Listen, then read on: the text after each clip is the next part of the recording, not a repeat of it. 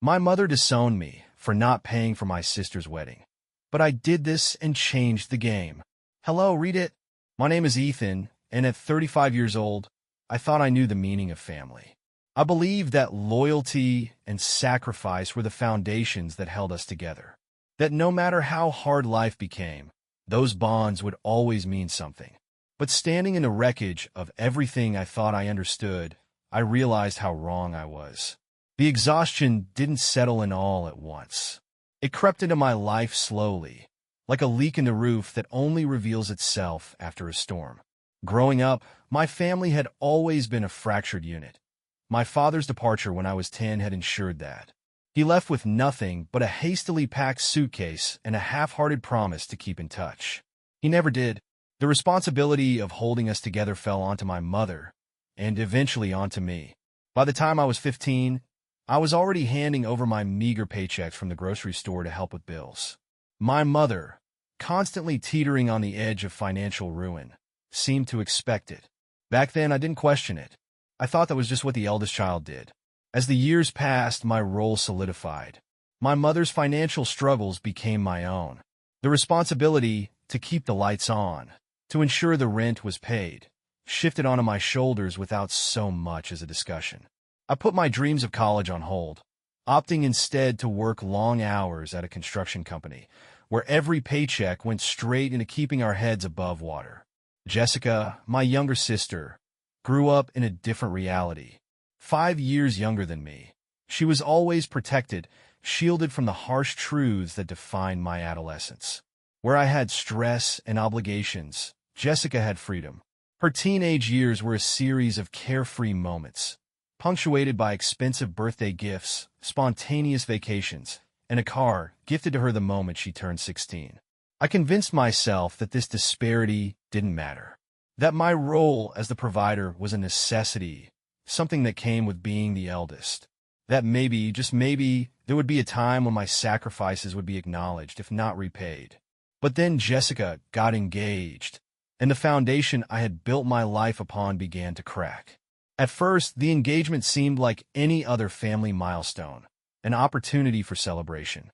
Jessica's fiancé, Greg, was everything she had always wanted. He was polished, successful, a corporate lawyer who came from a family where money was never a question, but an assumption. They lived in gated communities, hosted charity galas, and vacationed in places I had only seen on TV. Jessica began planning her wedding almost immediately. What started as casual conversations about venues and guest lists quickly morphed into something more extravagant. The once simple plans transformed into grand visions of opulent ballrooms, designer dresses, and elaborate floral arrangements. My mother fueled the fantasy, her excitement building with every new detail. And then, the expectations began to form, subtle at first, but growing clearer with each passing day. My mother's comments shifted, becoming more pointed. She began to lament the rising costs of weddings, to express concern that Jessica wouldn't have the day she deserved without a little help. The hints were dropped with increasing frequency. Remarks about how family was supposed to support each other, how this was the most important day of Jessica's life, how it would be such a shame if financial constraints dampened the celebration. The real shift came when I returned home one evening after a grueling day at work. My body ached from hours on site, my clothes still dusty from the day's labor. As I stepped into the kitchen, I found my mother and Jessica waiting for me, seated at the table like a unified front. In front of them was a neatly arranged stack of papers. Jessica's face was glowing with a satisfaction that seemed almost rehearsed, while my mother's eyes held a certainty that set off alarms in my head. The papers contained a breakdown of wedding expenses, every elaborate detail meticulously documented. The grand estate venue, the gourmet catering, the high-end photographer, and the designer gown that Jessica had been dreaming of since she was a teenager. At the bottom of the final page, in bold, unmistakable numbers, was the total cost. $40,000. For a moment, I couldn't breathe. The realization washed over me like ice water. This wasn't a request for support. It was a declaration. They had already made the decision that I would cover these expenses, without ever consulting me. Deposits had been placed, contracts signed. I was not being asked. I was being informed. The entitlement was suffocating. For years, I had told myself that my role in the family was born out of necessity, that my contributions were valued even if they weren't openly acknowledged. But staring at those papers, at the cold, indifferent number at the bottom, I saw the truth. To them, I was nothing more than a bank account. The reality settled over me slowly, the weight of years of sacrifice pressing down until I could barely stand. This wasn't about a wedding or even about Jessica's happiness. It was about control, about using me as they always had, without concern for my well-being or my own future. In their eyes, I was not a son or a brother. I was a resource, a means to an end. I spent so many years trying to earn their love and respect, believing that my worth was tied to what I could provide. I had handed over paychecks without question, worked overtime to cover their mistakes, and denied myself basic comforts to ensure they never had to face discomfort. And now, they had crossed a line I could no longer ignore. I set the papers down carefully, my mind a storm of thoughts and emotions. The exhaustion that had been my constant companion for years now solidified into something sharper, a resolve I had never allowed myself to feel. I rose from the table without a word, grabbed my keys, and walked out the door. For the first time in my life, I realized I didn't need to explain myself. I didn't need to justify my refusal or beg for understanding. I had given enough, and whatever happened next, it would be on my terms. Because deep down, I knew this was only the beginning. Leaving the house that night should have felt liberating. It should have been the moment where, after years of thankless sacrifices, I finally set a boundary and freed myself from their entitlement. But as I drove through the empty streets, the weight of reality pressed down on me. This wasn't over. Jessica and my mother wouldn't just accept my refusal. I had spent years being their provider, their fixer, the safety net that caught them every time they stumbled. I had been conditioned, trained, to always give and eventually. And they knew it. So if I thought a single act of defiance was going to be enough to sever their expectations of me, I was a fool. They weren't done with me. Not by a long shot. When I returned home later that night, I expected an argument, maybe an attempt at guilt-tripping. Instead, I was met with something far worse, silence. My mother didn't speak a word. She barely even looked at me when I entered the house. Jessica, usually so dramatic and loud, sat in the living room scrolling on her phone, her entire posture radiating disinterest.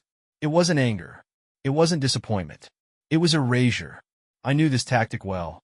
My mother had used it on me when I was a child whenever I did something she disapproved of. The silent treatment wasn't just about withholding affection. It was about making me feel like an outsider in my own home, a way to force me to earn my place back. But I wasn't a child anymore, and this time, I didn't care. Let them sulk. Let them seethe.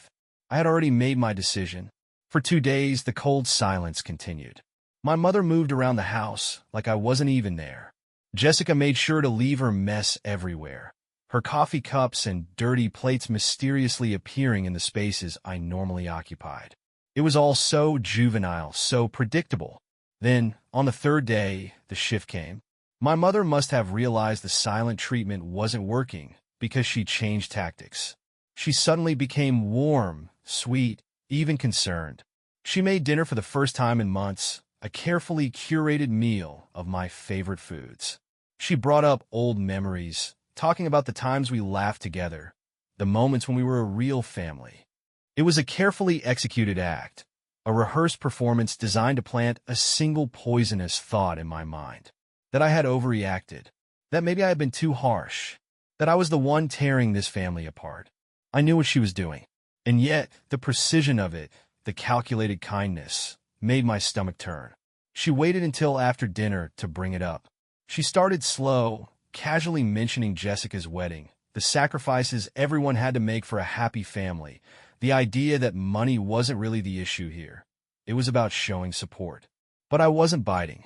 I told her again that I wasn't paying for the wedding. And this time, there was no softness in my voice. The mask cracked. In an instant, the warmth disappeared, replaced by something colder, something far more dangerous. The disappointment in her face was theatrical. as if she had already rehearsed this exact reaction. She spoke of betrayal, of selfishness, of how, after everything she had done for me, I was choosing to abandon my family when they needed me most. The words should have hurt. They once would have, but all I felt was exhaustion. I walked away from the conversation, knowing it was useless. But as I left the kitchen, something about her composure struck me as off. She wasn't pleading. She wasn't angry. She looked like someone who had already won. And that's when I realized she had already made her next move. The real betrayal. The next morning, I woke up to find an envelope on the kitchen table. My name was written neatly on the front in my mother's handwriting. I opened it, expecting another guilt-ridden letter, but what I found was far worse. She had made her decision. I was no longer welcome in the house. The letter was carefully worded to sound reasonable, but the message was clear. Since I had made it clear I no longer wished to contribute to this family, she was making sure the house went to someone who did. She was evicting me from my own house. For a moment, I just stared at the words, my mind struggling to process the sheer audacity of it. The house wasn't hers. It hadn't been hers for years. I had taken over the mortgage when she was on the verge of losing it. The title was in my name. The bills were paid by me. I had spent a decade keeping this roof over our heads. And now, because I refused to pay for Jessica's wedding, she had decided that I didn't deserve to stay. At first, I thought it was just another manipulation attempt. A bluff. But then I noticed something else, the final paragraph. She had already spoken to a lawyer. A slow, horrible realization settled in. This wasn't just a threat. She was trying to take my house. I rushed to my room, yanking open my desk drawers, flipping through every folder, searching for the deed, the loan agreements, anything that proved the house was mine. But the documents were gone. My breathing grew shallow. I searched every inch of the room, tore through my filing cabinet, checked every possible place I could have stored them. But the truth was undeniable. She had stolen them. I stormed out of my room, heart pounding, my body thrumming with rage. My mother and Jessica were in the living room, drinking coffee like nothing had happened. They didn't even look surprised when I confronted them. Jessica didn't speak. She just scrolled through her phone, looking bored, like this was just another minor inconvenience she had to sit through. But my mother? She was calm, cold, like she had already won. She told me, in that quiet, measured tone, that she was only doing what was best for the family, that I had forced her hand by refusing to help, that if I didn't want to be part of the family, then I didn't deserve the house that belonged to it, that the house should go to Jessica instead. Everything clicked into place. This wasn't about the wedding anymore. It was about control. I had defied them. I had finally said no, and for that, I had to be removed. I looked at them, feeling something inside me harden. The last remaining threads of obligation, of loyalty, of guilt, snapping all at once. I left the house that day without another word. But I wasn't walking away. I wasn't giving up. They thought they had beaten me. They thought they had won. But they had made one critical mistake. They had underestimated me. I wasn't just going to take back my house. I was going to make them regret ever thinking they could steal it from me. And when I was finished, they would finally understand exactly who they had been dealing with all these years. I had spent years sacrificing for them, pouring every ounce of my effort into keeping a roof over our heads, ensuring they never had to experience financial hardship. And now, because I refused to pay for Jessica's wedding, they had tried to erase me. My mother had stolen my documents, forged my signature, and attempted to take ownership of my house, the house that I had been paying for all these years. She thought she could remove me like I was nothing more than an inconvenience, an obstacle to her and Jessica's plans. But if she believed I was going to roll over and let it happen, she had made the biggest mistake of her life. I didn't waste time confronting them immediately. That would have been playing into their hands, giving them the opportunity to twist the narrative and make me look like the villain. No, I needed to strike first, and I needed to hit where it hurt. The first thing I did was go straight to a lawyer. I had never needed one before, had never thought my own family would stoop to outright theft, but now I was prepared to do whatever it took. I explained everything. The house was in my name. I had taken over the mortgage when my mother couldn't afford it, but now she was trying to transfer it to herself and give it to Jessica. At first, the lawyers seemed skeptical. People didn't just steal houses like this, not legally. But then, when we dug deeper, I found out the full extent of what she had done. She had already started the transfer process. She had forged my signature. She had filed paperwork claiming I had voluntarily signed the house over to her. The sheer audacity of it sent a wave of cold fury through me. She wasn't just trying to manipulate me into leaving. She was committing outright fraud. She must have assumed I would panic, that I would see the legal mess ahead of me and decide it wasn't worth the fight. But she had underestimated me. I wasn't the weak-willed son she thought she could control anymore. My lawyer immediately put a stop order on the transfer. It wasn't completed yet, which meant there was still time to prevent it from going through. But stopping them wasn't enough. I had spent too long being their safety net, their provider, the one they could depend on while giving me nothing in return. Now, I was going to show them what life was like without me. The first thing I did was freeze every account that had my name on it. I had been the one paying the mortgage, the utilities, the credit cards that my mother conveniently used whenever she needed a little help. Without my income, the bills would start piling up immediately. The electricity, the water, the phone bills, every single expense that kept the house running was under my name, and now, without my money flowing in, everything would begin to collapse. The emergency fund my mother had relied on whenever she ran out of money, gone. The credit card she used freely, never once considering where the money came from, canceled. The groceries that magically restocked in the fridge because I paid for them every single week, no longer my problem. But I wasn't finished. I went straight to the mortgage company and informed them of the fraud attempt. I showed them every document proving that the house was legally mine, that any changes made without my consent were invalid. They assured me that no transfer would go through and that any attempts by my mother to claim ownership would be denied. And then I did something that would make absolutely certain that my mother and Jessica understood what they had done. I went to a locksmith and changed every single lock in the house. If they wanted me gone, they were going to find out what it felt like to be on the other side. Because I wasn't going anywhere. They were. By the time I arrived back home, I was bracing myself for the inevitable storm. The moment I stepped through the door, I could feel it in the air. They already knew. My mother and Jessica were waiting for me in the living room, their postures rigid, their expressions a mix of shock and barely contained fury. I had spent my whole life avoiding confrontation, always choosing the path of least resistance, always making myself smaller to keep the peace. But not this time. My mother was the first to speak. She demanded to know what I had done, why I was being so cruel, how I could betray my own family like this. Jessica, arms crossed, sneered that I was being spiteful and destroying everything over a little money. As if it was just about the money. As if this hadn't been years of entitlement, of manipulation, of them bleeding me dry and expecting me to thank them for it. I let them talk. I let them throw their accusations at me. Their words designed to cut deep, to make me second-guess myself. But they didn't realize something. I had already felt every emotion they wanted me to feel. I had already worked through the guilt, the sadness, the anger. Now all that was left was clarity. When they finally stopped talking, I told them in a calm, even voice that the house was still mine, that their fraud attempt had failed, that the bank, the mortgage company, and the law were all on my side, not theirs. I watched as the reality of the situation finally hit them. The color drained from my mother's face. Jessica's jaw clenched, her confidence wavering for the first time since this all started. Then I delivered the final blow. I had changed the locks. They had 1 week to pack up their things and leave. Jessica was the first to break. She exploded, screaming, calling me every insult she could think of.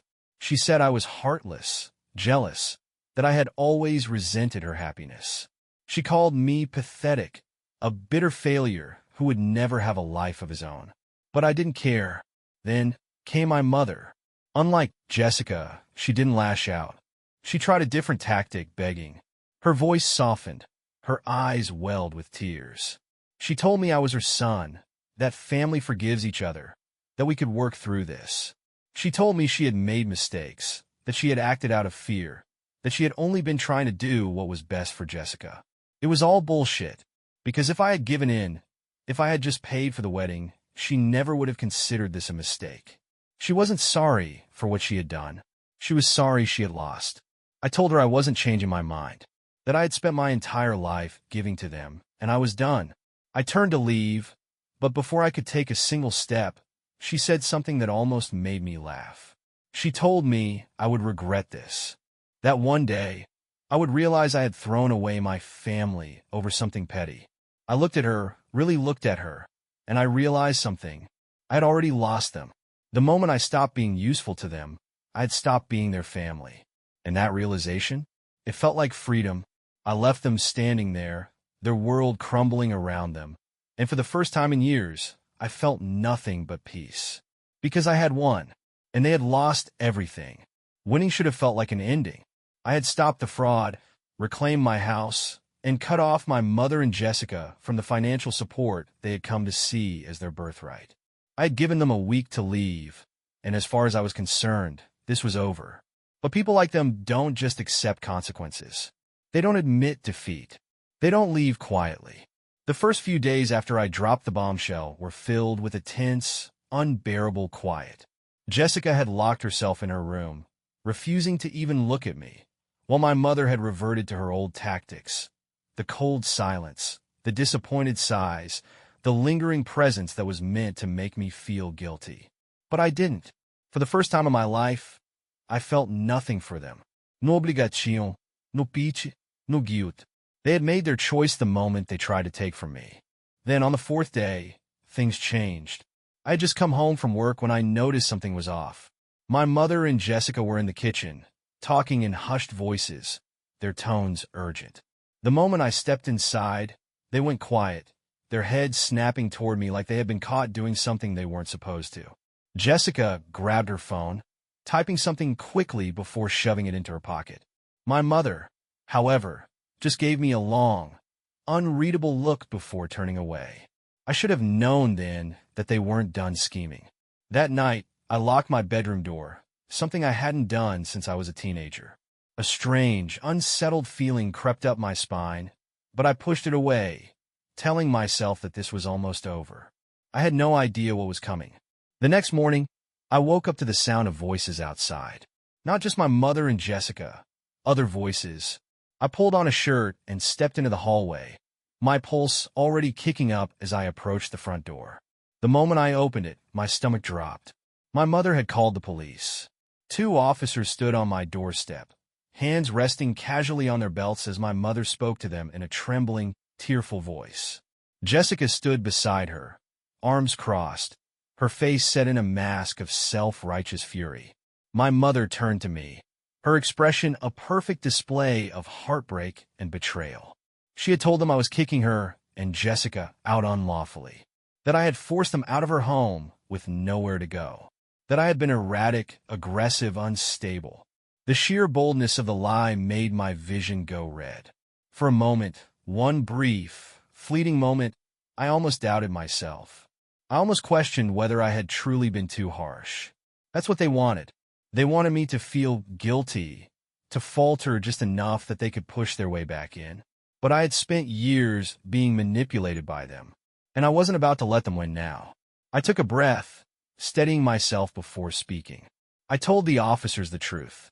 I explained that I owned the house, that my mother and sister were attempting to take it from me illegally, that they had tried to commit fraud to transfer it into my mother's name. The officers listened, but I could see the hesitation in their expressions. My mother had played her part well. The sobbing, the shaking hands, the desperate tone of a mother abandoned by her heartless son. But she had made one crucial mistake. She had underestimated how prepared I was. I calmly pulled out my phone, opened my email, and showed them everything. Screenshots of the forged transfer attempt. The legal documents proving I was the sole owner. The email from my lawyer confirming that my mother had committed fraud. Their expressions changed immediately. My mother's performance faltered, her tears drying up almost instantly as the officers scanned the proof. Jessica's self-satisfied smirk vanished as one of them muttered something into his radio. And then, the moment that sealed everything, one of the officers turned to my mother and asked if she had any proof, any legal documents, any signed agreements, anything at all that showed she had a claim to the house. She had nothing, because there was nothing. For the first time, she had run out of lies.